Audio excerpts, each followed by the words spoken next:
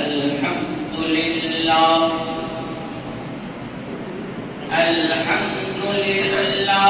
नहमदुहु व नस्तईनुहु व नस्तगफिरुहु व नउमिनु बिही व नतवक्कलु अलैहि व नऊज़ु बिल्लाहि मिन शुरूरि अनफुसिना व मिन सय्यिआति अअमालिना मन यहदिहिल्लाहु फला मुदिल्ल लहु व मन युद्लिल्हु फला हादिय लहु व नशहदु अन ला इलाहा इल्लल्लाहु वहदहु ला शरीक लहु व नशहदु अन्ना सय्यदना व नबियना व मौलाना मुहम्मदन अब्दुहु व रसूलुहु सल्लल्लाहु तआला अलैहि व अला आलिहि व अस्हाबिहि व बारक व सल्लम अम्मा बअदु फअऊज़ु बिल्लाहि मिनश शैतानिर रजीम बिस्मिल्लाहिर रहमानिर रहीम इन्नल्लाह व मलाइकतहु युसल्लूना अलन नबी या अय्युहल्लज़ीना आमनू सल्लू अलैहि व सल्लिमू तस्लीमा सल्लल्लाहु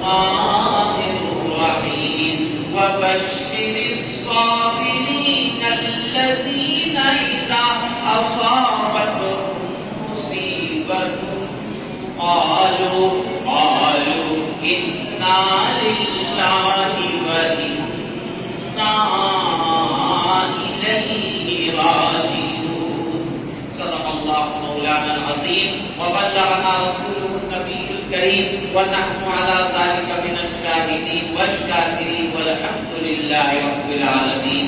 शास्त्र हुसैन बादशाह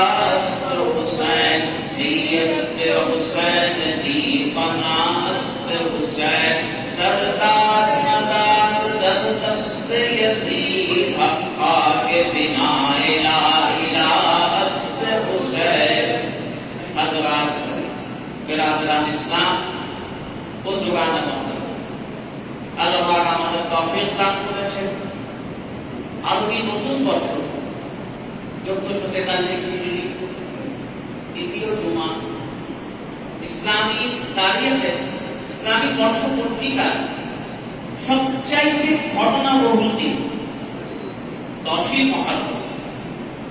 এরকম এক মোবারকময় দিন এবং কাকতালীয় ভাবে এইবার 10ই মুহররমের দিবসটা হচ্ছে ইয়াউমুল জুমা, আজকে জুমার দিন। এরকম একটা সমন্বয় আল্লাহ পাকের মাধ্যমে হয়েছে। আসরের নামাজ জামাতের সাথে মসজিদে মুফতি আযমে আদায় করার পর কিছু সময়ের জন্য আল্লাহর কথা শোনার, আল্লাহ রাসূলের কথা শোনার এবং আল্লাহ রাসূলের নওয়াসা জান্নাতের শাহজাদা সৈয়দনা ইমাম হুসাইন ইবনে আলী হায়দার রাদিয়াল্লাহু তাআলা আনহু আযীম করিম শাহাদাতকে ইয়াদ করার জন্য আল্লাহ পাক আমাদের একত্রিত হওয়ার যে তৌফিক দান করেছেন, এই জন্য সকলেই বলি আলহামদুলিল্লাহ। আশুরার দিন অনেকগুলো ঘটনা ঘটে গিয়েছে। হযরত আদম আলাইহিস সালাম কে আল্লাহ পাক তার তওবা আজকে কবুল করেছে।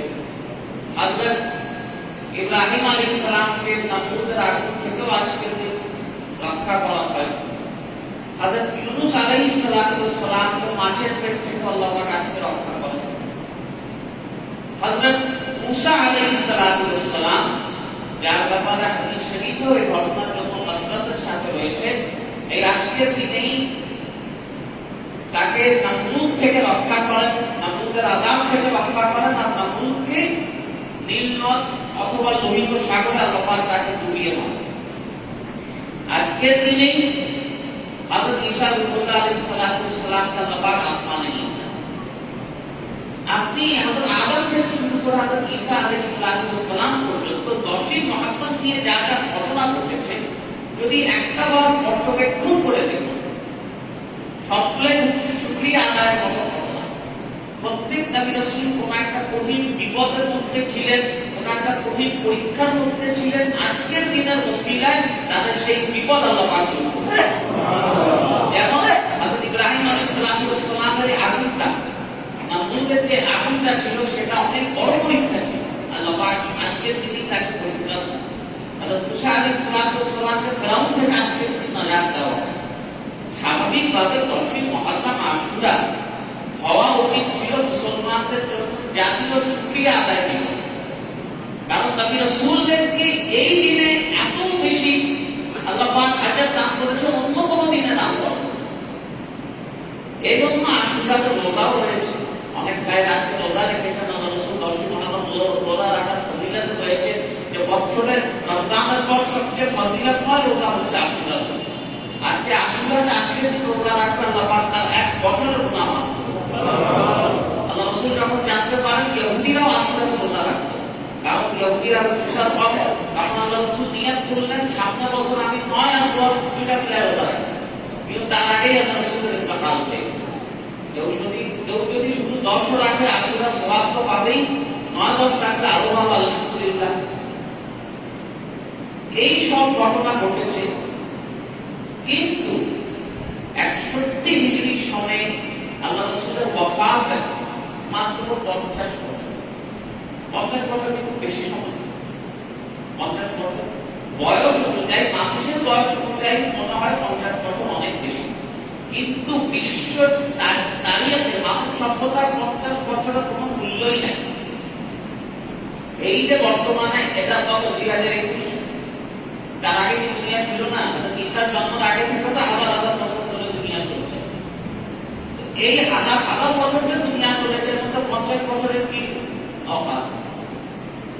এবং শেষের এই দিকে 10ই মুহররম আল্লাহ রাসূলের নওয়াজা এবং যেমন তেমন ব্যক্তি নয়, তার পরিচয় আগে জানতে হবে।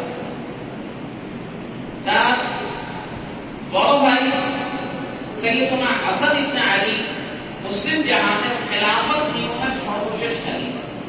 ইসলামের 30 বছরের খেলাফতে 5 জন খলিফা, আমরা 4 জনের নাম জানি, 5 জনের নাম জানা উচিত, স্মরণ করা উচিত। হযরত আবু বকর, ওমর, উসমান, আলী, হাসান বিন আলী, এই 5 জন। হাদিস শরীফ আল্লাহ রাসূল ফরমাতে हैं खिलाफत চলবে 30 বছর, এরপর লুকিয়ে চলবে। আরেক হাদিসে রয়েছে কাঠ খানে ওয়ালে দুলিকিয়া, এমন দুলিকিয়া একে অপরকে কাটাকাটি শুরু করে, এবং সেটা হয়েছে। তো আল্লাহ রাসূলের ওফাত হলো 11 হিজরি, তো 11 হিজরি রবিউল আউয়াল মাসে। আল্লাহ রাসূলের পর আবু বকর সিদ্দিক খলিফা হলেন প্রায় 2.5 বছর, হযরত ওমর 10 বছর, হযরত উসমান 12 বছর, হযরত আলী কারামাল্লাহু ওয়াজহুহু 4.5 বছর। 40 হিজরি সনে রমজান মাসে হযরত আলীকে কুফার মসজিদে আব্দুল্লাহ ইবনে মুসলিম নামক বদবখ মানুষ তাকে শহীদ করেন। 6 মাসের জন্য হযরত আলীর বড় ছেলে হযরত হাসান বিন আলী তিনি খলিফা ছিলেন। এটা অনেক কম মানুষ জানে, এবং এটা আমাদেরও এটা চর্চা হয়, এটা বলা হয়। হযরত হাসান বিন আলীও খলিফা ছিলেন, 6 মাসের জন্য তিনি খলিফা ছিলেন। এরপর 41 হিজরিতে রবিউল আউয়াল মাসে আলী মুআবিয়ার কাছে একটা সন্ধির মাধ্যমে ক্ষমতা হস্তান্তর করেন। এই 30টা বছর কারবালার বিষয় আমরা যখন ওয়াজ করি, অনেক জায়গায় আমরা ওয়াজ করতে যাই, আল্লাহ জান্নাত কসম সবচেয়ে কঠিন বিষয় হচ্ছে কোনো ওয়াইজের জন্য কারবালার বিষয় ওয়াজ করা, এর চেয়ে কোনো কঠিন বিষয়। যদি শবে মেরাজের আমাকে টপিক দেওয়া হয়, শবে মেরাজের ওয়াজ মাহফিল, আমি শবে মেরাজের ওয়াজ করতে যাব, কিছু কয়েকটা কোরআন শরীফের আয়াত, কিছু হাদিস, শেষ, আমাকে বাইরে যাওয়ার দরকার নেই। শবে কদরের ফজিলত নিয়ে যদি আমি ওয়াজ করতে যাই, সূরা কদর তেলাওয়াত করব, কোরআনের হাদিস শরীফে সূরা কদরের কিছু ফজিলত রয়েছে সেটা তেলাওয়াত করব, এর বাইরে সূরা কদরের শান নজুল, এর বাইরে আমার যাওয়ার কোনো দরকার নেই, এটা বলেই আমার হয়ে যাবে। কিন্তু কারবালার বিষয়টা হচ্ছে আপনি শুধুমাত্র ইমাম হুসাইন রাদিয়াল্লাহু তাআলা শাহাদাত যদি আংশিকভাবে শুনেন, পুরো কারবালার হক আদায় হবে না। যেমন উদাহরণ দিয়ে যদি আমি আপনাদের বলি, বাংলাদেশের স্বাধীনতা 1971 সালে 16 ডিসেম্বর বিজয় হলো, 26শে মার্চ স্বাধীনতা যুদ্ধ শুরু। কোন মানুষ যদি বাংলাদেশের ব্যাপারে জানতে চায়, আপনি যদি শুধু তাকে 9 মাসের যুদ্ধটা বলেন, সে মুক্তিযুদ্ধের আইডিয়া পাবে, পুরো বাংলাদেশ ব্যাপারে সে জানতে পারবে। আপনাকে যদি বাংলাদেশের ব্যাপারে ডিটেইল বলতে হয়, আপনাকে শুরু করতে হবে পলাশী যুদ্ধ থেকে, নবাব সিরাজউদ্দৌলার পতন থেকে। বাংলাদেশ পরাধীন হলো কবে, সেখান থেকে শুরু করতে হবে। এই বাংলা স্বাধীন ছিল, নবাব সিরাজউদ্দৌলা কিভাবে পতন হলো, পলাশী যুদ্ধ থেকে, সেখান থেকে আসতে হবে। এরপর 190 বছর ব্রিটিশরা শাসন করেছে, 1947 সালে তারা চলে গিয়েছে, ভারত পাকিস্তান হলো। এরপর আসবেন আপনি 47, এরপর 52, 69, 70, 71 ধাপে ধাপে আসতে হবে। যদি শর্টকাটে জানা যাবে, ডিটেইল জানতে হলে, যদি কারবালার বিষয়টা যদি ডিটেইল জানতে চায়, ইসলামী ইতিহাসের কমপক্ষে 100 বছরের ইতিহাস জানতে হবে। আল্লাহ রাসূলের ওফাত জানতে হবে, 4 খলিফা 5 খলিফা ইনাদের জীবন জানতে হবে, আমির মুআবিয়া কোন সমস্ত রাষ্ট্র পরিচালনা করেছেন সেটা জানতে হবে, ইয়াজিদকে চিনতে হবে। শুধু ইয়াজিদকে গালি দিলে হবে না, ইয়াজিদ এসেছে কোথা থেকে, কে ইয়াজিদকে বানানো। ইয়াজিদ তো আকাশ থেকে এসে পড়ে না, ইয়াজিদ তো রাজপুত্র হিসাবে ক্ষমতা দখল করেছে, ইয়াজিদকে তো ক্ষমতা গিফট করে দেওয়া হয়েছে রাজপুত্র হিসাবে, এই জিনিস জানতে হবে। এরপর সমাধান নিশান জানতে হবে। কারবালার ঘটনাই শেষ হয়ে যাবে। এরপর পরের বছর 62 হিজরি সনে হামলা যুদ্ধ হয়, মদিনাতে হামলা হয়। এরপর মক্কা শরীফে হামলা হয়। ইয়াজিদ এরপর মারা যায়। এরপর ইয়াজিদের ছেলে ক্ষমতায় আসে। এরপর মারওয়ান ক্ষমতা দখল করে। এরপর আরেক জালিম বাদশা হাজ্জাজ বিন ইউসুফ আসে। এই চলতে চলতে শেষের দিকে 98-99 হিজরি সনে বাদশা ওমর বিন আব্দুল আজিজ রাহমাতুল্লাহ আলাইহি নামক এক মানুষ আসেন। উনি এসে এই ফিতনাগুলো বন্ধ করেন। না হলে খেলাফত শেষের পর যা ফিতনা শুরু হয়েছিল, যদি কোনো মানুষ স্বাভাবিকভাবে পড়া শুরু করে, কোন এগুলো কিসসা কাহিনী না, ইসলামের তারিখের সব কিতাব রয়েছে। আফসোস হবে যে আল্লাহ রাসূলের ইন্তেকালের মাত্র 40-50 বছর হলো, এবং এখানে কোনো কাফের ছিল, কোনো ইহুদি ছিল, কোনো মুশরিক ছিল, সবাই মুসলমান। তাদের মধ্যেই এত ফাসাদ হলো, এবং এটা অত্যন্ত কষ্টদায়ক। এই জন্য আমাদের সেখান থেকে জানতে হবে। ইমাম হুসাইন রাদিয়াল্লাহু তাআলা শাহাদাতের বিষয়ে একটা বিষয় আপনাদের বলে দিই। আল্লাহ রাসূল তার জীবন দশা ইমাম হুসাইনের শাহাদাতের ভবিষ্যৎবাণী দিয়ে গেছেন। এমন নয় যে ইমাম হুসাইন জানতেন না কারবালায় তার সাথে কি হবে, এটা উনি জানতেন।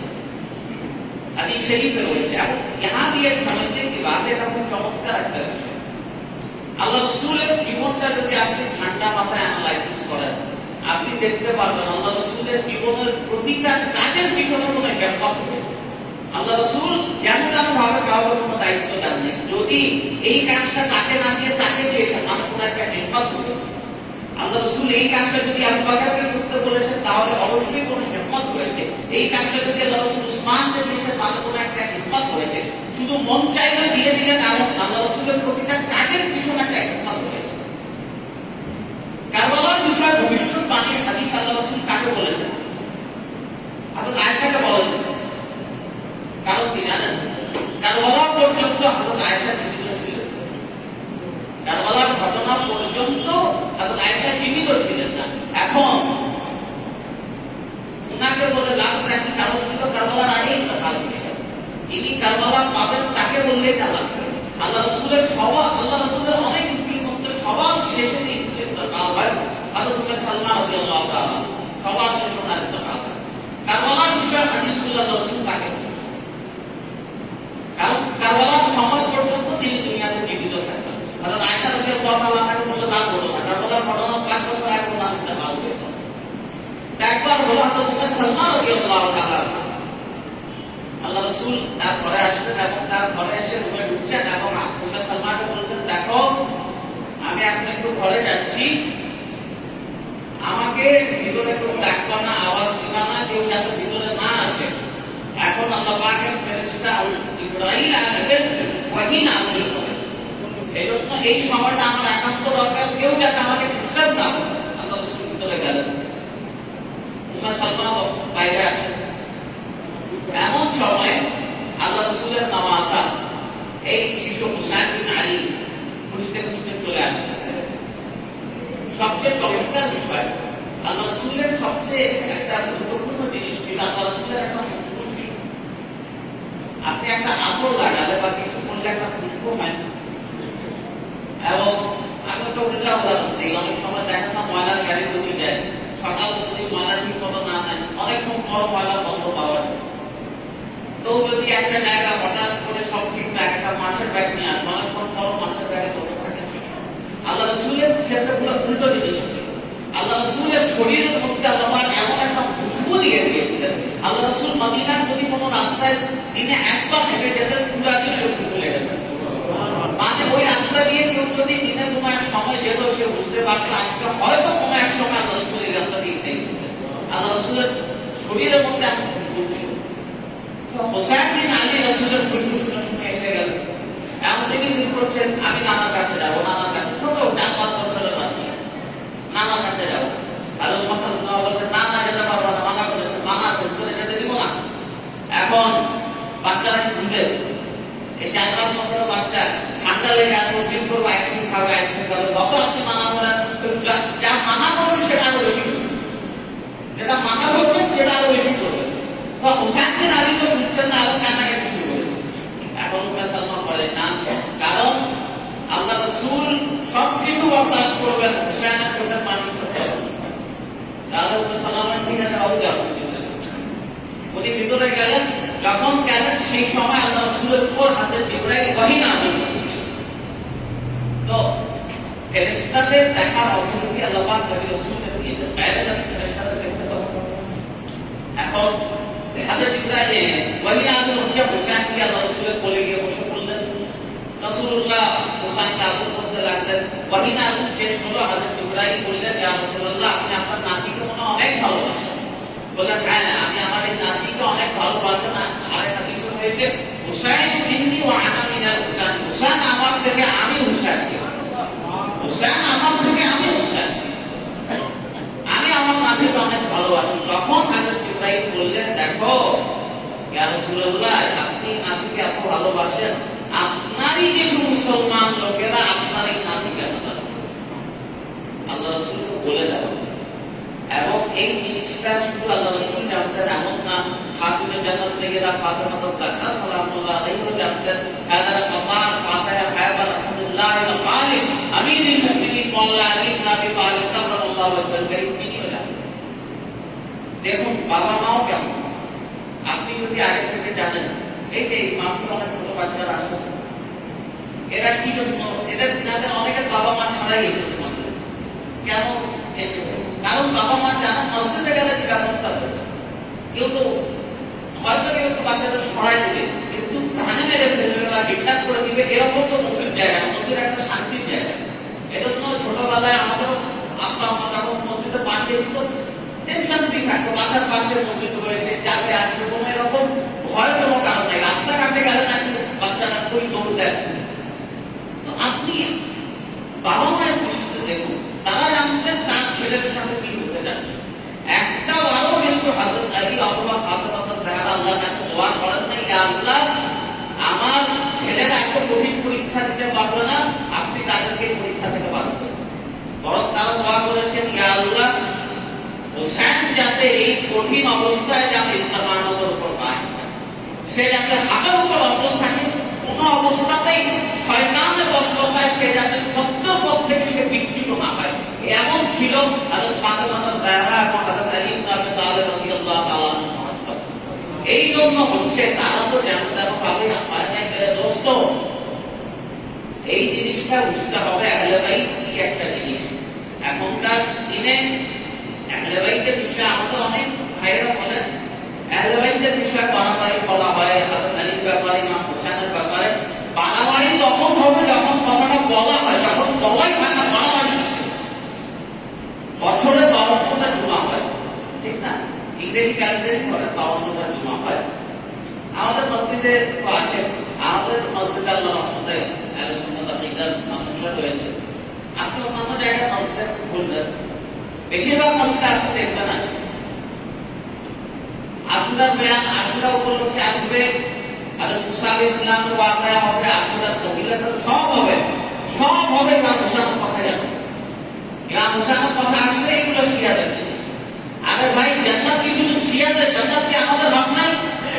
ইমাম হুসাইন রাদিয়াল্লাহু তাআলা আনহুকে কি শুধু আল্লাহ রাসূল কি শুধু বলে দিয়েছেন ইমাম হাসান হুসাইনকে শুধু শিয়ারা ভালো লাগবে আমাদের হক নাই? আল্লাহ রাসূল যে হাদিসে বলেছেন, আল্লাহ রাসূল যে হাদিসে বলেছেন আল হাসান ওয়াল হুসাইন সাইয়্যিদা শাবাব আহলিল জান্নাহ, এখানে জান্নাতের যুবকদের সরদার হাসান হুসাইন রাদিয়াল্লাহু তাআলা আনহুকে কে বানিয়েছেন?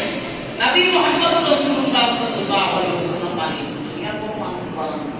এক্ষেত্রে আমাদের কি সবাই শিয়াদের আমরা চিনি না জানি, আমার কোরআনে যেটা আছে, হাদিসে যেটা আছে সেটাই বলবো, সেটা বাইরে আমার যাওয়া ছিল, সেটাও বাইরে আমি যাবো না। আমি হাদিসের মধ্যেই থাকবো। আমার বুখারী, মুসলিম, তিরমিজি, ইবনে মাজাহ, সুনান আবু দাউদ এগুলোই যথেষ্ট।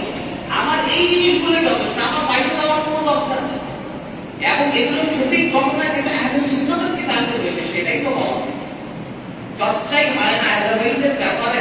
এবং আরো কষ্ট লাগে দিকে এরা সবসময় একটা বলে আশুরা আসলে শুধু তাজিয়া বেশি, শুধু আশুরা আসলে ওই আফসোস।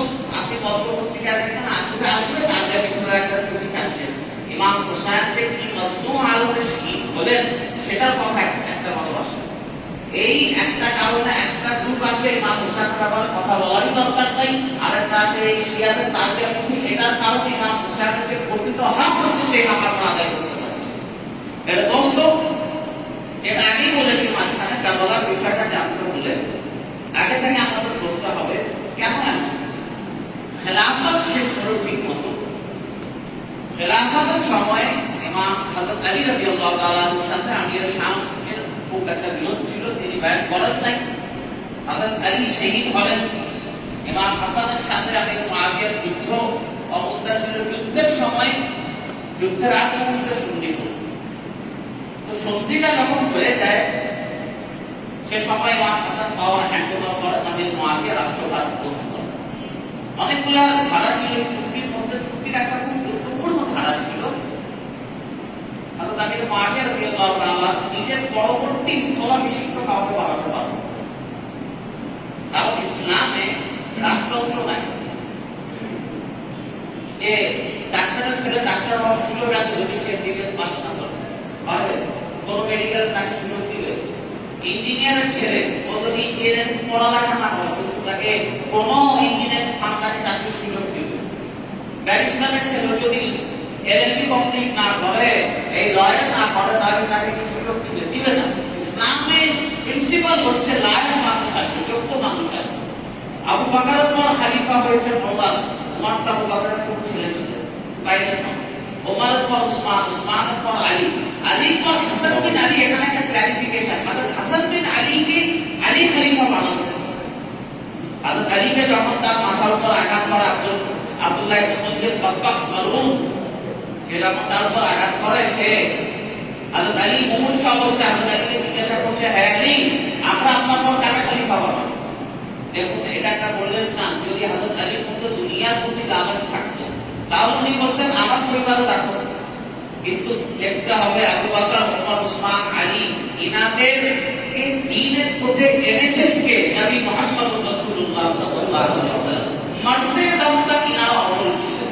ইন্তেকালের চার মুহূর্ত আগেও তাকে যখন জিজ্ঞাসা করল আপনার পর কাকে খলিফা বানাবো, হযরত আলী বললেন তোমাদের যাকে ভালো মনে হয়। এখন তারা বলল আমরা আপনার পর কি হাসান বিন আলীকে খলিফা বানাবো। তখন হযরত আলী বললেন দেখো, যদি তোমরা মনে করো আমার পর হাসান যোগ্য তাহলে হাসানকে বানাও, যদি মনে করো সে যোগ্য না, যাকে খুশি বানা, আমার কোনো আপত্তি নেই। এর চেয়ে বড় ইনসাফ আর কি? হাসান আলী একেবারে ডিফারেন্ট ছিলেন, যদি মনে করো সে যোগ্য বানায় দাও, যদি মনে করো সে যোগ্য না বানাবে। হযরত আলী শহীদ হলেন, জানাজা নামাজ হলো এবং মুসলমানরা মুত্তাফাক হলো বর্তমান সময় হযরত হাসান বিন আলী যে যোগ্য এবং মানুষ নাই, তিনি খলিফা হলেন। হযরত হাসান বিন আলীকে আলী খলিফা বানান নাই, মুসলমানরা বানিয়েছে। 6 মাস চালালেন আমির মুআবিয়া, এরপর রাষ্ট্রভারে আসলেন। 19 বছর তিনি ছিলেন, 5 বছর, 10 বছরের মাথায় হযরত ইমাম হাসান শহীদ হয়ে গেলেন। ওই উমাইয়ারা বিশকে ওনাকে হত্যা করলো, শহীদ হলো না। এরপর 54-55 হিজরি সনের দিকে যেভাবে এখন দেখেন না সৌদি আরবে চলে ক্রাউন প্রিন্স মোহাম্মদ বিন সালমান, এই রাজপুত্র নিয়োগটা দিলেন। রাজপুত্র রাজা মারা গেলে সে হবে, যেমন সৌদি আরবে এখন তো বাদশাহ আছে একজন, তো মোহাম্মদ বিন সালমান ক্রাউন প্রিন্স মানে বাদশাহ একটা কিছু করবে। সে মরার পর তার অনেক ছেলে পেলে আছে, সে নাই মোহাম্মদ বিন সালমানই পরবর্তী বাদশাহ, অটোমেটিক রাজপুত্র জিনিসটাই করতেই হবে। তো তখন তিনি তার ছেলে ইয়াজিদ বিন মুআবিয়ার নামটা, এখন 54 হিজরি 55 হিজরি, এখন সাহাবা কেরামদের ফার্স্ট জেনারেশন শেষ হয়ে গেছে। আবু বকর, ওমর, উসমান, আলী সহ বদরি ও সাহাবীরা, যারা সম্মানিত অধিকাংশ সাহাবীরা এখন শহীদ হয়েছেন, মারা গিয়েছেন। এখন যারা হয়েছেন সাহাবা কেরামদের সেকেন্ড জেনারেশন। সেকেন্ড জেনারেশন মানে সাহাবীদের ছেলে যারা শিশু অবস্থায় নবীকে পেয়েছেন, যারা নবীকে পেয়েছেন শিশু অবস্থায়। তো ইয়াজিদ যখন রাষ্ট্রভারে আসলো, 4 জন সম্মানিত ব্যক্তি ছিলেন যারা ইয়াজিদের বিরোধিতা করলেন, আমরা ইয়াজিদকে মানি না। 4 জন, এবং 4 জন জাতীয় মানুষ না, এরা ওই রকম সাহাবী ঘরের সেরকম আওলাদ। একজন আব্দুর রহমান ইবনে আবি বকর, হযরত আবু বকরের ছেলে, আবু বকরের ছেলে আব্দুর রহমান ইবনে আবি বকর। দ্বিতীয় হযরত আব্দুল্লাহ ইবনে ওমর, হযরত ওমরের ছেলে। 3 নম্বর হযরত আব্দুল্লাহ ইবনে সুবাইর, ইসলামের 10 আশরাফ বর্ষার মধ্যে একজন হচ্ছে আল জুবাইর ইবনে আওয়াম। ওনার ছেলে আব্দুল্লাহ ইবনে সুবাইর, এবং আব্দুল্লাহ ইবনে সুবাইর হচ্ছে আবু বকরের নাতি। আত্মীয়তার সম্পর্কে ইনি আবু বকর সিদ্দিকের নাতি। আর 4 নম্বর যার শাহাদাতের জন্য একত্রিত হয়েছে হযরত আলীর ছেলে ইমাম হুসাইন ইবনে আলী। এই 4 পাওয়ারফুল ক্যান্ডিডেট ছিলেন। এরা 4 জন তো জানতাম ব্যক্তি না, তাদের বাবাকে দেখুন, তাদের বাবা কে ছিল? আবু বকরের ছেলে, ওমরের ছেলে, আলীর ছেলে, আব্দুল্লাহ জুবাইরের ছেলে। আগে থেকে বুঝে গেলেন জিনিসটা এত সহজ হবে না। তো ক্ষমতা রাজনীতিতে যে যেমন চলে জোরদার মুলুকদার, যেটা বিশ্বের বিভিন্ন দেশে হয়, সে কখনো সেটা শুরু হলো। সব জায়গায় ইয়াজিদের জবরদস্তিমূলক ব্যয় নেওয়া শুরু হলো, কিন্তু 2 জায়গায় মানুষরা ব্যয় করতে রাজি হলো না, মক্কা, মদিনা। এবং একটা জিনিস মাথায় রাখবেন, সৌদি আরবের রাষ্ট্র এখন আলে সাউদ রয়েছে। আগে তো হিজাজ ছিল, নাজাদ ছিল, আলাদা আলাদা স্টেট ছিল। এরপর 1930 সালে 23 সেপ্টেম্বর সৌদি আরব হলো। মক্কা মদিনার অথরিটি আলাদা, মক্কা মদিনার হিসাব আলাদা। মক্কা মদিনা এই 2 শহরকে বিজয় করেছেন আমাদের নবী সাইয়্যিদুল মুরসালিন রাহমাতুল লিল আলামিন, খাতামুন নবীয়িন, সরকার তো আলম নূরে মুজাসসাম আহমদ মুস্তাফা মুহাম্মদ মুস্তাফা সাল্লাল্লাহু আলাইহি ওয়াসাল্লাম। দাজ্জাল মক্কা মদিনায় আসতে পারবে। যত আমেরিকা পাওয়ারফুল হোক, যত ইসরায়েল পাওয়ারফুল হোক, ডাজন্ট ম্যাটার, মক্কা মদিনার জিম্মেদারি, মক্কা মদিনা সব সময় মুসলমানদের সাথে থাকবে, কারণ এই দুইটা শহর আল্লাহ রাসূলের হাতে দিয়ে রাখবে। এই দুটার হরমত কিয়ামত পর্যন্ত থাকবে। এবং যখন একেবারে কিয়ামত চলে আসবে, মক্কার তওয়াফ বন্ধ হয়ে যাবে, হাতে গোনা কিছু মুসলমান রয়েছে, যেটা হাদিস শরীফের যে সব দুনিয়াতে হাতে গোনা যা মুসলমান সব কিছু মদিনায় চলে আসবে। মদিনা থেকে আল্লাহ রাসূলের রওজা মুবারক থেকে দিনের দাওয়াত শুরু হবে, সব মদিনায় এসে যাবে। হাদিসে আলফাজ রয়েছে, শাম যেভাবে সব জায়গায় ঘুরে ফিরে তার গর্তে ফিরে আসে, ঈমান পুরো দুনিয়া ঘুরে ফিরে কিয়ামতের আগে তার গর্ত মদিনায় ফিরে আসে। মদিনায় সবার শেষে মুসলমান থাকে। এই চারজন বিরোধিতা করলেন। এখন ইয়াজিদ ক্ষমতায় আসলে, এবং ইয়াজিদের এই শাসন ক্ষমতায় যে আসবে, আল্লাহ রাসূল কিছু কিছু সাহাবীদের বলে গিয়েছিলেন। এর মধ্যে একজন ছিলেন, এই সাহাবীকে আমরা সবাই খুব ভালো করে চিনি, হযরত আবু হুরায়রা রাদিয়াল্লাহু তাআলা। হযরত হুরায়রা হুজুরের তারিখে ইসলাম প্রত্যেক জিনিসটা পুরো রয়েছে। ইয়াজিদের অন্তরে যখন শুরু করলেন এই জিনিসটা রয়েছে। হযরত আবু হুরায়রা রাদিয়াল্লাহু তাআলা যখন 60 হিজরি চলছে, কারবালার 1 বছর আগে, হযরত আবু হুরায়রা কুফা রাস্তায়, মদিনা রাস্তায় দাঁড়িয়ে চিৎকার করতেন, ইয়া আল্লাহ, 60 বছরের ফিতনা থেকে আমাকে হেফাজত করুন, এই 60 হিজরির ফিতনা থেকে আমাকে হেফাজত করুন। মানুষের জিজ্ঞাসা করতো কি ফিতনা হবে, বলেন না। বলেন না, না বলার হুকুম নাই, বললে গলত থাকবে, বলার হুকুম নাই। বা আল্লাহ হুরায়রা দোয়া সেটা কবুল হলো, এবং কারবালার আগে তার ইন্তেকাল হয়ে গেল। ইমাম হুসাইন রাদিয়াল্লাহু তাআলার সাথে ইয়াজিদের বিরোধিতা যে আসলে, এখানেও আরেকটা জিনিস বলে দিতে চাই। ইমাম হুসাইন কখনো ক্ষমতা চান নাই। কেউ যদি বলে ইমাম হুসাইন ক্ষমতার জন্য লালায়িত ছিলেন, তো মিথ্যা বলবেন। মেরে দোস্ত, ইমাম হুসাইনকে আল্লাহ রাসূল জান্নাতের শাহজাদা বানিয়ে দিয়েছেন। এই দুনিয়ার 10-15 দিনের রাজত্ব নিয়ে কি করবেন? আপনাকে যদি বলা হয় আপনাকে পুরো বাংলাদেশের প্রেসিডেন্ট বানিয়ে দেওয়া হবে, আপনি একটা ওয়ার্ড কমিশনারের পোস্টে কি বানাবেন? অবশ্যই বড় জিনিসটা দেখবেন না। আল্লাহ রাসূল তো ইমাম হাসান হুসাইনকে জান্নাতের যুবকদের সরদার বানিয়ে দুনিয়া হুকুমত দিয়ে ওনারা কি করবেন? ইমাম হুসাইনের আসল দাবি ছিল ইয়াজিদের মতো বদবখ বদতমিজ মানুষের হাতে আমি রাসূলের তামাশা হুসাইন নিজের হাত দিতে পারবো, এটাই ওনার দাবি ছিল। যদি যোগ্য মানুষ থাকতো, লায়ক থাকতো, সমস্যা ছিল না। সমস্যা নালায়ক মানুষ আছে। ইমাম হুসাইন রাদিয়াল্লাহু তাআলা মদিনাতে ছিলেন, ইয়াজিদি বাহিনীরাও আল্লাহ ইমাম হাসানকে শহীদ হলো, এরপর ইমাম হুসাইনকেও হত্যা ষড়যন্ত্র হচ্ছে। তো ইমাম হুসাইন আগে থেকে টের পেলেন যে তাকে হত্যা করা হবে। তিনি মদিনা ছেড়ে মক্কায় চলে গেলেন, কারণ মক্কা শরীফ বা কাবা শরীফের হুদুদ রয়েছে, এটা হচ্ছে দারুল আমান। এখানে আপনি শত্রুকেও মারতে পারবেন না, বাইরে দিয়ে যেতে হবে। হযরত ইমাম হুসাইন সেখানে গেলেন, কিন্তু চোরের কি কোনো ধর্ম আছে? মসজিদ থেকে জুতা চুরি হয় নাই এমন কোনো মানুষ বলতে পারবে? মসজিদ থেকে স্যান্ডেল চুরি হয় না এমন কোনো মানুষ বলতে পারবে? মসজিদও তো চুরি হয়। চোর বাটপার তো সব জায়গায় চোর বাটপার, এমনকি মক্কা শরীফে হাজ করতে গেলেও তো অনেক কিছু পাওয়া যায়, চুরিও হয়। চোর বাটপারের কোনো কিছু তারা হাজের সময়ও ইমাম হুসাইনকে হত্যা করার জন্য কিছু মানুষ আসে। ইমাম হুসাইন তার আগেই মক্কা থেকে চলে গেলেন।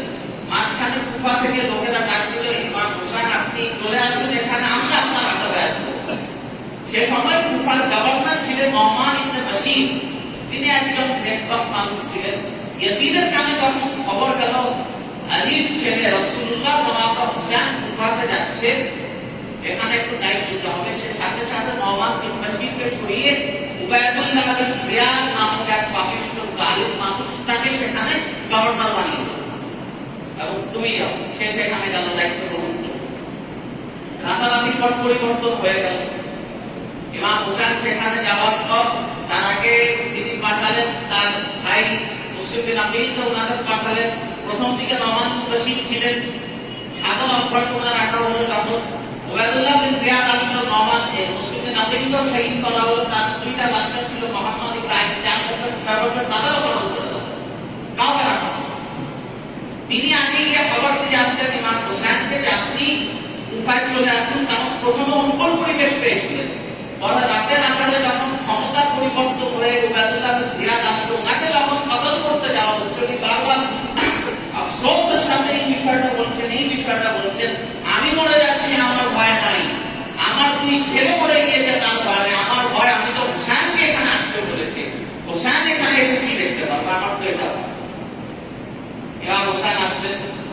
ইয়াজিদি বাহিনীর এক দফা এক দাবি ইয়াজিদের হাতে ব্যাট করতে আবার কি হলো ইমাম হুসাইন দেখতে হবে মেরা দোস্ত নওয়াজে রাসূলুল্লাহ নওয়াজে রক্তে করতে হয়েছে চলবে না পানি কমত হলো এবং আবার একটা জিনিস ইয়াজিদি বাহিনী চেয়েছিল 9 মহল্লা হামলা তাদের ইন্টেনশন ছিল 9 তারিখে হামলা করতে ইমাম হুসাইন রাদিয়াল্লাহু তাআলা আনহু তার লোক পাঠালেন তোমরা একটু যাও একদিনের মহল্লা চেয়ে নাও তারা যদি আমাদের সাথে লড়াই করতে চায় একদিনের মহল্লা চেয়ে নাও 10ই মহল্লা আমরা যুদ্ধ দেখুন ইমাম হুসাইন এই হামলাটা বুঝলেন যাতে 10ই মহল্লার বরকত আমরা পেতে পারি করতে তো হবে শাহাদাত তো হবে 10ই মহল্লা তোমার দিনের ফয়সালা বরকত আমরা যেতে পারি 10ই মহল্লা যুদ্ধ হলো এবং এটাকে যুদ্ধ বলা যায় কারণ কি ইয়াজিদি বাহিনীতে মানুষ 22,000 ইমাম হুসাইনের সাথে কতজন 72 আরো কিছু মানুষ আগে ছিলেন 100 মতো হবে 22,000 আর 100 এর কোনো তুলনা হয় নো কম্পারিজন এবং যা শুরু হলো এই যুদ্ধটা বিজয় লাভের ছিল এই দিন যদি ইমাম হুসাইন মুখ খুলে দোয়া করতেন আপনার কি মনে হয় না আসমান থেকে যে রাসূলুল্লাহর জন্য বদরের যুদ্ধে আসমান থেকে ফেরেশতা আসলো রাসূলুল্লাহর নাতির জন্য আসমান থেকে আসলো না আসলো কিন্তু আজকে আজ জিতনা का दिन नहीं आज शहीद होने का আজকে বিজয় লাভের দিন নয় আজকে মরে গিয়ে কিয়ামত পর্যন্ত ইসলামকে জিন্দা রাখার দিন এবং ওই তার মধ্যে ছিলেন একজন হযরত আব্বাস আল-আওদা রাদিয়াল্লাহু তাআলা আলীর ছেলে ইমাম হুসাইনের সৎ ভাই হযরত আলীর একটা গুণ ছিল হযরত আলী তলোয়ার খুব ভালো চালাতে পারতেন মক্কাতে হযরত আলীর যে জোরে তলোয়ার মারার তাকাতার কারণ ছিল হযরত আলী যখন কাফিরদের সাথে করতেন হযরত আলী ছিল তলোয়ার এত জোরে মারতেন আরেকজনের তলোয়ার দুইজন তলোয়ার দিয়ে মারতেন তলোয়ার না থাকে সে লড়াই আর কি করবে হযরত আলীর স্ট্র্যাটেজি এটা থাকতো তলোয়ার এত জোরে মারতেন আরেকজনের তলোয়ার উঠিয়ে হযরত আলী থেকে এই গুণটা হাসিল করেছিলেন আব্বাস মালকা উনি যখন থাকতেন ওই আলীর মতো উনি কোট কাটা করতেন দুশমনকে हैरत का बात है हैरत का बात है हैरत का बात है सबसे वही करबला नहीं थी करबला यही थी हज़रत अब्बास आलमदार उनका स्पेशलिटी ছিল তলোয়ার उनका स्पेशलिटी ছিল তলোয়ার একই জন্য একই দক্ষতা থাকে হযরত সাইদ বক্কাসের দক্ষতা ছিল তীর হযরত আব্বাসের দক্ষতা ছিল তলোয়ার উনি কারবালার ময়দানে তলোয়ার হাতে নেন কারবালার ময়দানে তলোয়ার হাতে নেনই না হাতে বর্ষা নিয়ে দাঁড়িয়ে এবং তামিলরা বলে ওই দিনও যদি হযরত আব্বাস আলমদার তলোয়ার হাতে নিতেন সেই দিনও হুসাইন বাহিনী জিততো ইয়াজিদ শেষ হয়ে যেত কারণ উনার তলোয়ার আগে কেউ টিকতে পারতো না কিন্তু ওই দিন আল্লাহ পাক का मर्जी को आज जीतना नहीं आज मर के क़यामत तक जीतना আজকে জিততে হবে না আজকে হেরে যাও একদিনের জন্য ইয়াজিদ জিতে যাবে কিয়ামত পর্যন্ত হুসাইন জিতে যাবে जब शुरू হলো এক के बाद एक শহীদ হতে রহে একেবারে শেষ অবস্থা যখন আসলো আখেরি আলম কে আয়া দুইজন বাকি সবাই শহীদ হলেন হযরত ইমাম হুসাইনের তিন ছেলের নাম ছিল আলী একই নাম তিন জনেরই নাম আলী যে বড় তার নাম ছিল আলী আকবর যে মাঝারো তার নাম ছিল আলী আওসাত যে ছোট তার নাম ছিল আলী আসগর আলী আকবর 6 মাস বয়সে শিশু সে কারবালায় মারা যায় আলী আকবর বড় ছিলেন ইনিও ইমাম হুসাইনের একটু আগে আলী আওসাত যে ছিলেন ইনাকে বলা হয় ইমাম জাইনুল আবেদিন এবং ইনি কারবালার যুদ্ধে একমাত্র তিনি বেঁচে যান কারবালার যুদ্ধে ইনার জ্বর এসেছিল ইনার জ্বর ছিল এবং ইমাম হুসাইন যখন শেষবারের মধ্যে কারবালার ময়দানে যাচ্ছেন ইমাম জাইনুল আবেদিনের সাথে দেখা করলেন তার আসল নাম ছিল আলী কিন্তু ইবাদত এত সুন্দরভাবে করতেন তার লকাব হয়েছিল জাইনুল আবেদিন সবচেয়ে সুন্দর ইবাদত করতে वाला তার আরেকটা লকাব ছিল সাজ্জাদ অনেক লম্বা সিজদা তো ইমাম হুসাইন রাদিয়াল্লাহু তাআলা এখন কারবালায় যাবেন ময়দানে তো ইমাম হযরত আলী আওসাত জাইনুল আবেদিন বলেন আব্বা জান আমার ভাইয়েরা শহীদ হয়ে গেল আমার চাচারা শহীদ হয়ে গেল আপনিও শহীদ হয়ে যাবেন আমাকে কেন রেখে যাচ্ছেন আমিও শহীদ হয়ে যাই আমার কেন রেখে যাচ্ছেন তখন হযরত হুসাইন বললেন দেখো বেটা তোমার দিন আজকে আসে না তোমাকে থাকতে হবে তুমি যদি না থাকো রাসূলুল্লাহ খানদান থাকবে কিভাবে রাসূলুল্লাহ খানদান একজন তো থাকতে হবে, তুমি থাকো কিয়ামত পর্যন্ত তোমার খানদান। তিনি থেকে গেলেন, একের পর এক যখন যেতে লাগলেন ইবাদত, ইমাম হুসাইন বললেন দেখো তোমাকে সব লোকে নাম দেনা পড়েগা, কুত্তে সে नहीं चलेगा। একেবারে ভেঙে পড়লে কাজ হবে না, মন শক্ত করবা, কিন্তু যদি আল্লাহ হায়াত দেয়, যদি মদিনায় আবার ফিরে যাও, মদিনাতে গিয়ে আল্লাহ রাসূলের রওজার কাছে গিয়ে সব বলবা আমাদের সাথে কি কি ছিল। ইমাম জালাল আলাদিন কারবালার এই কঠিন ময়দানে তিনি কাঁদেন না, ইমাম হুসাইন রক্তাক্ত দেহ আল্লাহ তোমাদের থেকে কাঁদেন নাই, সিরিয়াতে ইয়াজিদের দরবারে যখন জুলুম হলো কাঁদেন নাই, মদিনাতে যখন গেলেন, মদিনাতে সবাই বলছে আপনি বাসায় আছেন, বাসায় আছেন, কোথায় বাসায় গেলেন না, সোজা আপনার আয়েশা রাদিয়াল্লাহু তাআলা আনহা ঘরে গিয়ে আল্লাহ রাসূলের রওজা মুবারক করে একেবারে ছোট বাচ্চা যেভাবে হাউমাউ করে কাঁদতো, তাকে সেবা আল্লাহ রাসূল রওজা করে কাঁদতেন। এই তিনি ওনার জীবনে এত কাঁদতেন, তাকে মানুষরা বলতো ভাই আপনার কি খতম নেই হোক, আপনার দুঃখ শেষ হয় না।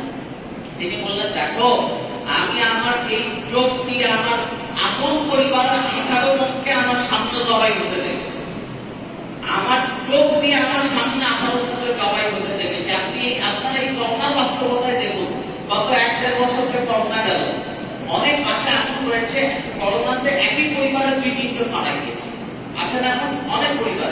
তাদের জিজ্ঞাসা করুন তো তাদের মনের অবস্থা কি হবে, তারা এই কষ্ট কখনো বলতে পারবে?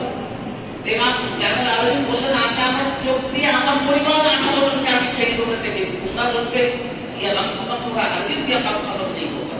আর এটাই হচ্ছে মুসলমানদের সবচেয়ে বড় বদনসিবি, যারা হুসাইনকে কতল করলো কেউ কাফির মুশরিক ছিল না, ইয়াজিদি বাহিনী কত মুনাফিক মুসলমান ছিল, এবং ইমাম হুসাইনের সাথে আলাদা করে এই তাকবীরটা আল্লাহু আকবার তাকবীর দিচ্ছিল। আমরা খুশি হয়ে আল্লাহু আকবার বলি, তারা জান্নাতের শাহজাদাকে কতল করে আল্লাহু আকবার বলছে। इसी को कहते हैं अजीब मज़ाक इस्लाम के तकदीर के साथ कटा हुसैन का सरनामा है तकदीर। इमाम हुसैन के शहीद का नाम अल्लाह अकबर। আল্লাহ রাসূলের বারবার হাদিস রয়েছে আমি দুইটা বিষয়ের জন্য তোমাদের সতর্ক করে রাখছি, কোরআন এবং আমার পরিবার। এই দুইটার ব্যাপারে আপনাকে ভয় করো, ভয় করো, ভয় করো। এবং আফসোস কি বাবা আমরা দুটাই ছেড়ে দিয়েছি, দুটাই ছেড়ে দিয়েছি। কোরআন আমরা পড়ি, কেউ মারা গেলে তখন কোরআন শরীফ বের করে পড়া, কোরআন আমাদের কোরআন তেলাওয়াত, কোরআন অধ্যয়ন, কোরআন চর্চা আমাদের রোজমর্রা জিন্দেগির সাথে আমরা রাখি নাই। ঠিক তেমনি ভাবে আহলে বাইতের বিষয়টাও আমরা চর্চা করি না, আহলে বাইতের পরিচয় মানুষ জানে, আহলে বাইতের উপর কি কি জুলুমের দাস্তান হয়েছে সেই জিনিসগুলোও মানুষ জানে না। এই বিষয় যদি আমরা না জানি, জান্নাতে তো যাওয়ার আশা রাখি তো ইনশাআল্লাহ, জান্নাতে যেতে চান তো, জান্নাতে গেলে সেখানে অন্য কোনো মানুষ থাকবে না, এই হাসান হুসাইনের আন্ডারেই যেতে হবে। অনেকে কারবালায় আসলে ইয়াজিদের পক্ষে যুক্তি দেখে, আছে না অনেক, এবং আফসোস অনেক মুসলমানদের যুক্তি দেখে। আমাকে একবার একজন বলেছিল ইয়াজিদ তো ক্ষমতায় এসেছিল, ইমাম হুসাইন তো ক্ষমতায় আসেন নাই, ইয়াজিদ তো খলিফা ছিল। আমি বললাম হ্যাঁ কথা ঠিক আছে, ইয়াজিদ খলিফা ছিল, তবে ইয়াজিদ ছিল শয়তানের খলিফা, সে মুসলমানদের খলিফা হতে পারে না। ইয়াজিদ হচ্ছে শয়তানের খলিফা, সে মুসলমানদের কখনো খলিফা হতে পারে না। হযরত তাদের ইসলাম মধ্যে ইয়াজিদের 3টা গুনাহ লিখেছেন, এবং আপনার যদি আমার কথা শুনতে অসুবিধা নাই, সবার মোবাইল আছে, গুগলে গিয়ে চেক করবেন। ইয়াজিদ 3টা গুনাহ করেছে, যার মধ্যে সবচেয়ে ছোট গুনাহ হচ্ছে ইমাম হুসাইনের শাহাদাত। তাহলে বড় দুইটা চিন্তা করুন, 61 হিজরি সনে ইমাম হুসাইন শহীদ হলেন, 62 হিজরি সনে আরবাব যুদ্ধ হলো, ইয়াজিদি বাহিনী মদিনায় হামলা করল। যেই রওজা মুবারকে আল্লাহ রাসূল রয়েছেন, 3 দিন মসজিদে নববীতে নামাজ বন্ধ ছিল। মসজিদে নববীর আশেপাশে ওই যে কোরবানির সময় যারা আমরা গরু বাসার গেটের পাশে রেখে থাকি, মসজিদে নববীর আশেপাশে ঘোড়া পুরো এটা ইয়াজিদি বাহিনী বেঁধে রেখেছে। এর 63 হিজরি সনে ইয়াজিদের যখন মওত আসলো, মওত আসার আগে আব্দুল্লাহ ইবনে সুবাইর, যার কথা প্রথমে বললাম, আবু বকর সিদ্দিক আর নওয়াসা, তিনি মক্কার দায়িত্বে ছিলেন। মক্কায় ইয়াজিদের আন্ডারে যেতে জানেন, আব্দুল্লাহ ইবনে সুবাইর মক্কায় ছিলেন। আব্দুল্লাহ ইবনে সুবাইরকে মারার জন্য মক্কায় পাঠালো। মক্কায় জিনসারিয়া নামক একটা পাথর নিক্ষেপের গোলা, ওই পাথর নিক্ষেপের গোলা দিয়ে কাবা শরীফের দেওয়াল ভেঙে, কাবা শরীফের দেওয়াল আবু জাহেল আবু লাহাবও ভাঙে নাই। আবু জাহেল আবু লাহাবও কাবা শরীফের সম্মান করতো। ইয়াজিদ এই ক্ষমতার লোভে কাবা শরীফের দেওয়াল পর্যন্ত ভেঙে দিল। ওই সময় যুদ্ধ যখন চলছিল, সে সময় খবর আসলো ইয়াজিদ মারা গিয়েছে। সে সময় হঠাৎ করে খবর আসলো ইয়াজিদ মারা গিয়েছে। আব্দুল্লাহ ইবনে জুবায়ের আবু বকরের নাতি, তিনি তখন বাইরে এসে বললেন, ইয়াজিদি তোমরা যাও, তোমরা গিয়ে খবর নাও, তোমাদের খোদা মরে গিয়েছে, তোমাদের ইয়াজিদ শেষ হয়ে গেছে, এখন যাও। আচ্ছা, একজন মানুষ ভালো না খারাপ এটা কে সবচেয়ে ভালো বলতে পারে? তার পরিবারের মানুষ, ঠিক না? আমি কি রকম সেটা আমার বাবা মায়ের চেয়ে অন্য কেউ ভালো বলতে পারবে। আপনি কি রকম আপনার সন্তানের চেয়ে কেউ ভালো বলতে পারবে। ইয়াজিদ কেমন ছিল এটা যদি জানতে চান, ইয়াজিদের ছেলে, ইয়াজিদ মারা যাওয়ার পর তার ছেলে ক্ষমতায় আসে, তার নাম ছিল মুআবিয়া ইবনে ইয়াজিদ রাদিয়াল্লাহু তাআলা। তার নাম অনেক ইজ্জতের সাথে আদবের সাথে নেই। ইয়াজিদের ছেলে একেবারে উল্টা, ইয়াজিদ যা ছিল পুরো উল্টা। ইয়াজিদ মারা গেল, যেহেতু একটা সুন্দর ছেলের পর ছেলে হবে, তাকে বানিয়ে দেওয়া হলো। এখন তাকে ক্ষমতা বানিয়ে সে ক্ষমতায় এসে প্রথম তাকরীর বলল, আমার আব্বা যা যা জুলুম করেছেন তার জন্য আমি দায়ী। আমার আব্বা যা যা হত্যা জুলুম করেছেন এবং এই জুলুমের খোঁজ নিয়ে আমি রাষ্ট্র চালাতে পারবো না, আমি এই তারপর তার ছেড়ে দিলাম, তোমরাই চেষ্টা করো। এর চেয়ে বড় দলিল আর কি হতে পারে ইয়াজিদ? তাই কেউ যদি ইয়াজিদের পক্ষে লজিক দেখাতে আসে, তর্ক করতে যাবেন না। কারণ আপনি ইয়াজিদের সাথে থাকতে চান, থাকেন কিয়ামতের ময়দানে, কিয়ামতের ময়দানে, কিয়ামতের ময়দানে যদি তোমার ইয়াজিদ এত পছন্দ হয়, কিয়ামতের ময়দানে তুমি হুসাইনের সাথে না ইয়াজিদের সাথে থাকো। আমরা এত লজিকে চলবো না, কিয়ামতের ময়দানে হুসাইনকে যেখানে পাবো আমরা সেখানেই থাকবো ইনশাআল্লাহ। হুসাইন রাদিয়াল্লাহু তাআলার সাথে আল্লাহ রাসূলের সুপারিশে আমরা সকলেই জান্নাতে দাখিল হব। আল্লাহ পাক আমাদের এই বিষয়গুলোকে বুঝান এবং শুনলে আমল করার তৌফিক দান করুন। मुसलमानों चलो खुशियां मनाओ, वक्त जागा है जहां पे सरवरे अंबिया तशरीफ लाए हैं। कहां लोग आए हाजत मांगे, कौने में हाजत रवा तशरीफ लाए हैं। तमन्ना ये तमन्ना कहे गुरबत में कहे कोई, उठो मुइनुद्दीन खैरुल वरा तशरीफ लाए हैं। या नबी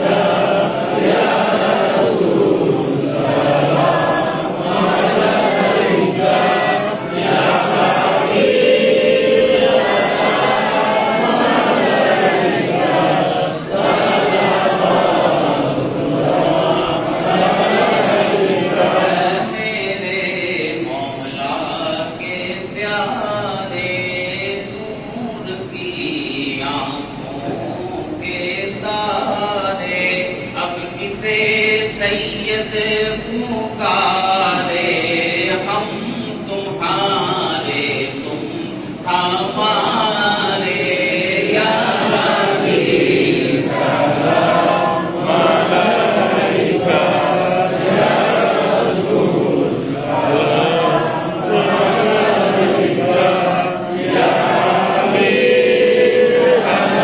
सलाम अलैका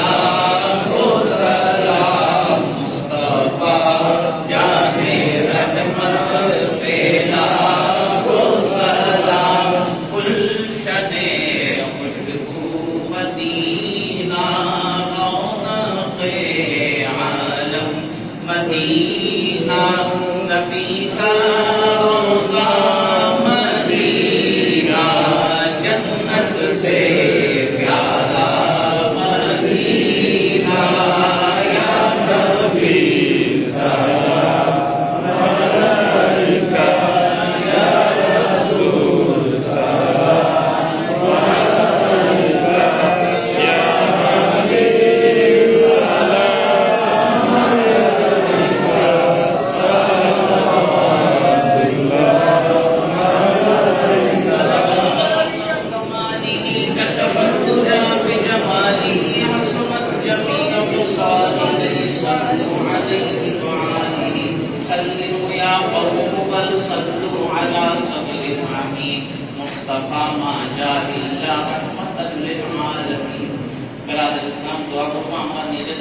দেশের জন্য পরিবারের সবার জন্য বিশেষ করে এই একটা বছর আমাদের জন্য অনেক কঠিন সময় যাচ্ছে।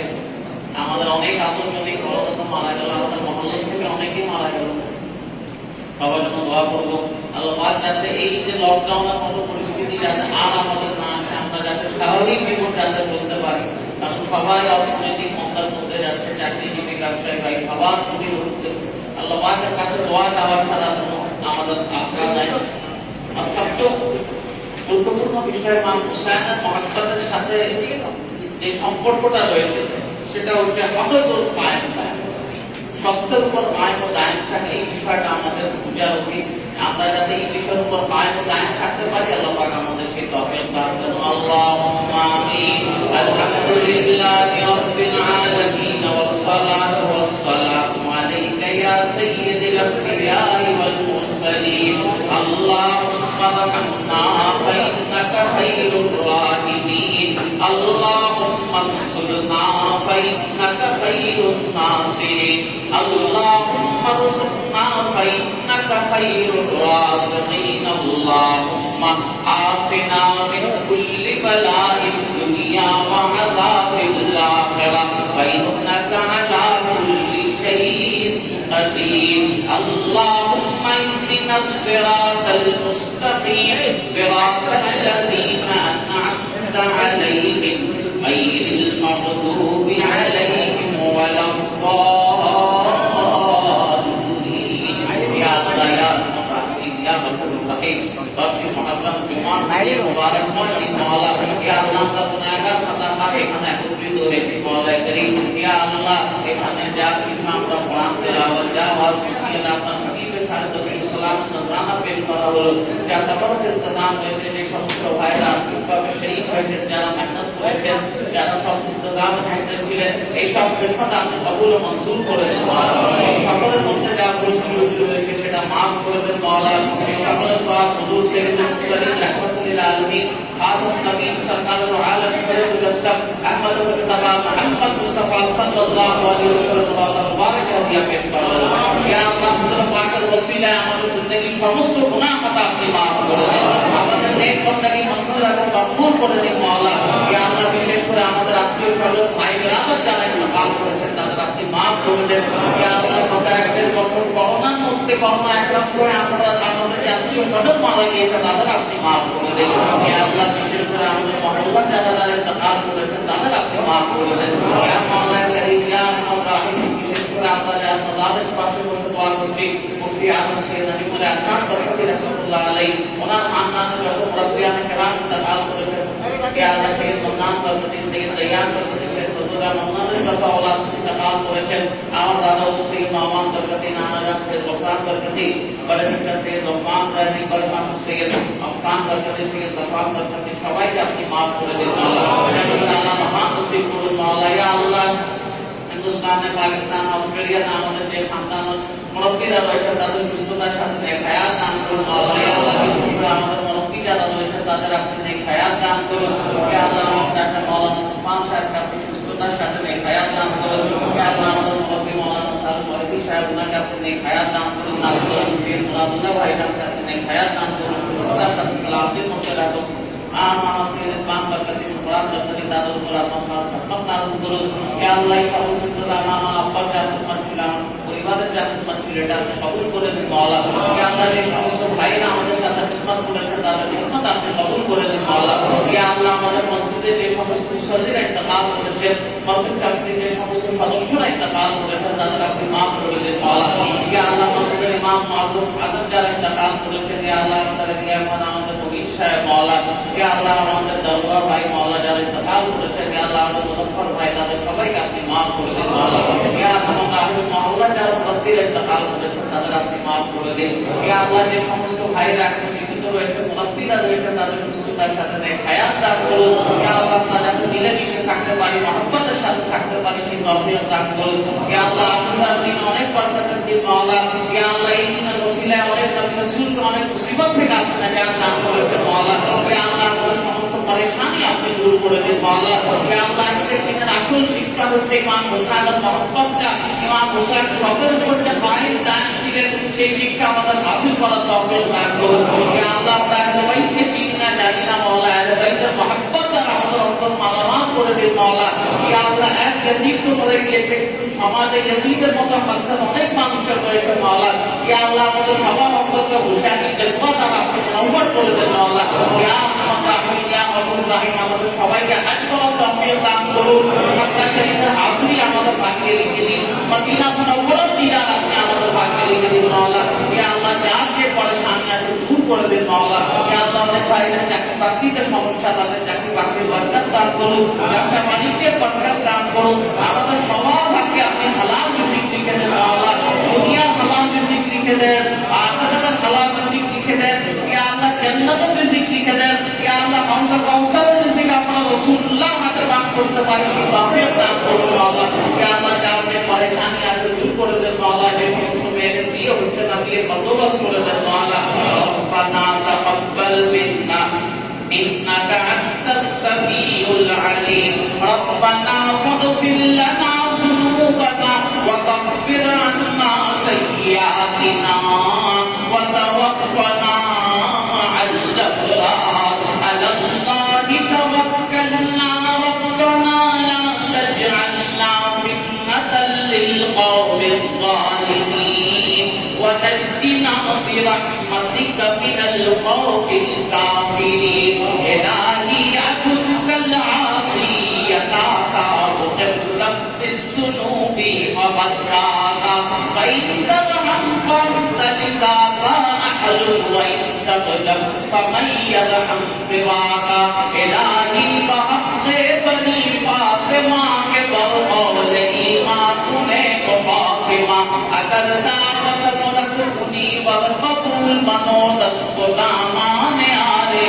رسول الہی صدقہ میران استاد کا میں آخر ہو سکتا میں کیا جاؤں وقت بخش دے رب اکرم کے میں نفس پر قابو حد تک خدا جب تک رہے تب میں میرے تمرن ہم اسلام پر ثابت قدم بوسیلت سید المرسلین بحق لا الہ الا اللہ محمد رسول